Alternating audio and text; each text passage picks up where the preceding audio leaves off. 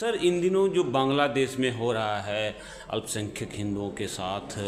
तो क्या वो अमानवीय नहीं है और क्या इसका जवाब भारत को देना चाहिए? देखिए, जो बांग्लादेश में हो रहा है ज़रूर बहुत शर्मनाक, क्योंकि जिस प्रकार से भारत ने खासकर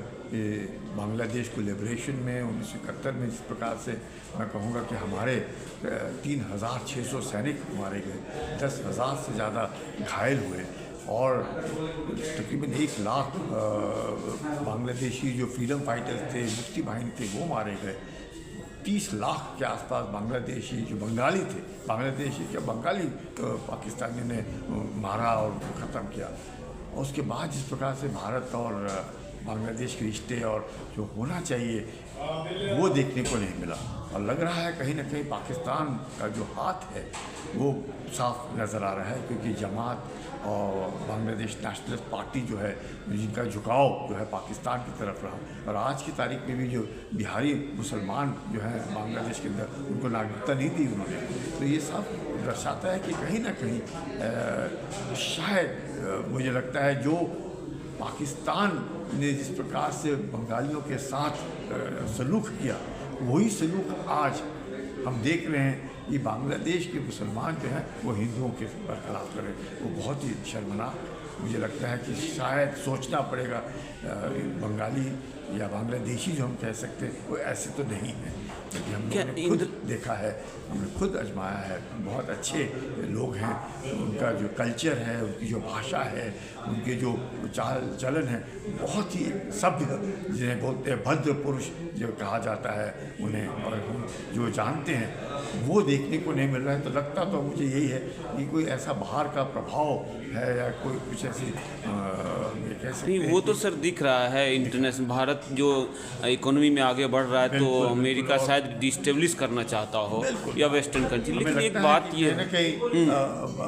बांग्लादेशियों को सोचना पड़ेगा कि हम दोनों पड़ोसी हैं, और पड़ोसी होने के नाते अच्छा रहे तो बहुत बेहतर है। क्या इंदिरा जी से गलती हो गई कि जो है जब उन्होंने इतना एहसान किया उनके ऊपर, तो उनके लिए एक जो है ऐसी व्यवस्था करा देते कि जो, क्योंकि ऐसा उनके साथ तो 1947 में भी हुआ, उससे पहले भी हुआ था, फिर 71 में भी हुआ, तो 40% से जो है मतलब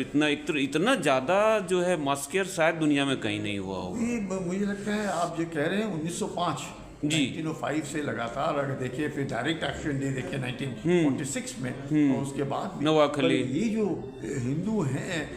ये हिंदू धर्म है, लेकिन वो बांग्लादेशी हैं, वो हिंदुस्तानी नहीं है, वो हिंदू हैं और बांग्लादेश के रहने वाले हैं। और जो बांग्लादेश जो बना है उससे पहले जो वहाँ पे बंगाली रहे हैं, ये सब एक है, इनमें कोई भी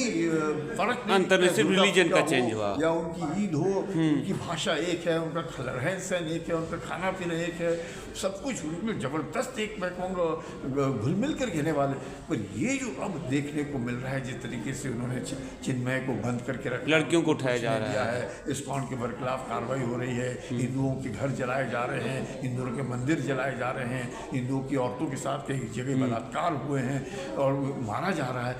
ये मुझे लगता है अमानवीय और शर्मनाक, जो उन्होंने खुद सोचना चाहिए। ये एक पड़ोसी होने के अंतिम प्रश्न है सर कि भारत मजबूत तो हुआ है हर तरह से, तो क्या अब मतलब उनके लिए, अल्पसंख्यकों के लिए, उसमें बौद्ध भी हैं, क्रिश्चियन भी हैं, क्या उनको एक ऐसी व्यवस्था हो जाए उनके देश में, क्योंकि उनकी अलग मांग भी है अराकान आर्मी से लेकर के चटगांव तक में, तो कुछ हो सकता है, कुछ नैतिक समर्थन, डायरेक्ट नहीं,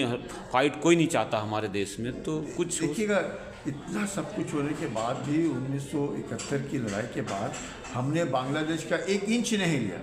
जो ईस्ट पाकिस्तान था वो पूरा का पूरा उनको सौंपा है, और उन्होंने जो जिस प्रकार से अपना देश बनाया है, तो मेरा मानना है कि एक पड़ोसी होने के नाते दखलंदाजी तो नहीं देनी चाहिए, लेकिन नैतिक जो हम नैतिक तौर पर उन्हें बताना चाहिए कि जो ये अल्पसंख्यक लोग हैं उनकी देखभाल उनकी जिम्मेवारी बनती है। और यही नहीं,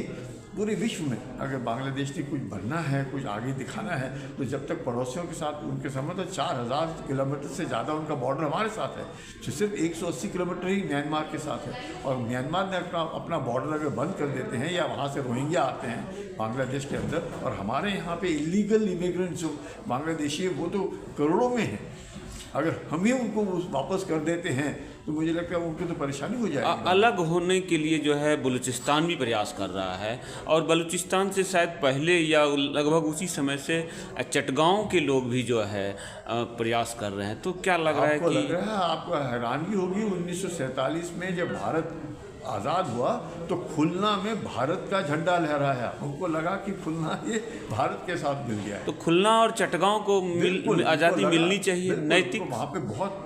तरह से एक तरीके से मांग उठ रही है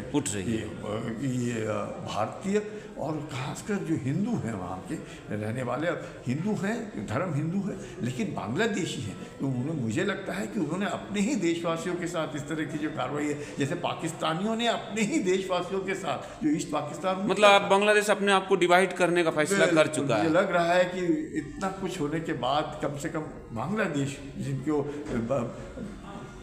जो पाकिस्तान के पंजाबी थे वो बंगालियों को जिस तरीके से हीन प्रवृत्ति से उसी रास्ते पे चल रहे हैं। अब वो वैसे ही चल रहे हैं जैसे